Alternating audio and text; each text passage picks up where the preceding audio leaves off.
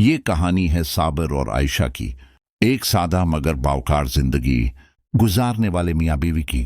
صابر ایک نجی فیکٹری میں ملازم تھا، تنخواہ کم تھی مگر دل بڑا۔ عائشہ ایک باہیا، صابر اور بیمل عورت تھی جو گھر کو جنت بنانے کا ہنر جانتی تھی۔ وہ جانتی تھی کہ اصل خوشی دولت میں نہیں بلکہ وفا، صبر اور اعتماد میں ہے۔ شادی کو 5 سال گزر چکے تھے مگر اولاد کی نعمت نہیں ملی تھی۔ یہ کمی صابر کے لیے درد کا باعث تھی، مگر عائشہ نے کبھی شکوہ نہ کیا۔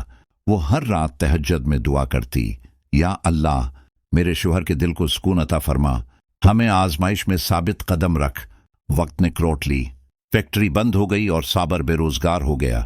گھر کے حالات بگڑنے لگے، جمع پونجی ختم ہونے لگی، کرایہ، بل اور روزمرہ اخراجات بوجھ بن گئے۔ صابر اکثر خاموش رہتا، آنکھوں میں شرمندگی لیے دیوار کو تکا کرتا۔ ایک دن اس نے عائشہ سے کہا، میں تمہیں وہ زندگی نہیں دے پا رہا جس کی تم حقدار ہو۔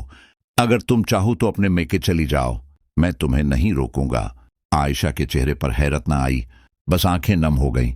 وہ مسکرائی اور بولی، صابر، نکاح میں ساتھ دینے کا وعدہ خوشی میں نہیں، مشکل میں کیا جاتا ہے؟ میں تمہیں اس حال میں کیسے چھوڑ سکتی ہوں؟ چند دن بعد صابر بیمار پڑ گیا، علاج کے لیے پیسے نہیں تھے۔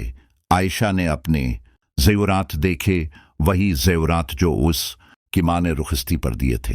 اس نے ایک لمحہ سوچا، پھر فیصلہ کر لیا۔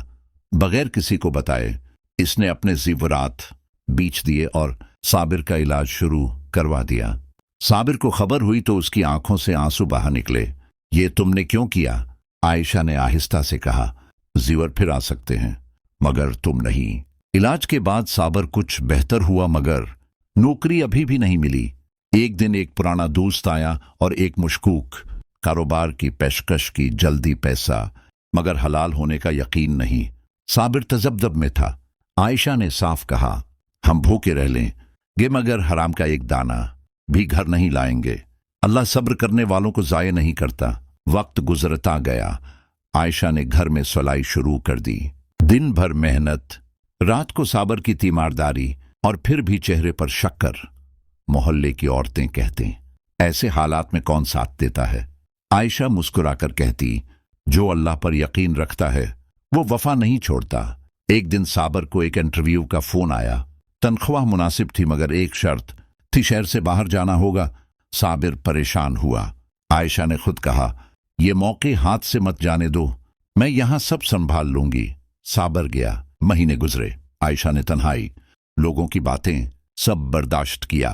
ایک بار شدید بیماری میں بھی کسی کو خبر نہ دی کہ صابر پریشان نہ ہو۔ اس نے اللہ سے کہا، یا رب میری کمزوری میری طاقت بنا دے۔ آخر کار اللہ نے کرم کیا، صابر کی محنت رنگ لائی۔ کمپنی نے اسے مستقل کر لیا اور شہر واپس تبادلہ بھی ہو گیا۔ وہ خوشی خوشی گھر آیا۔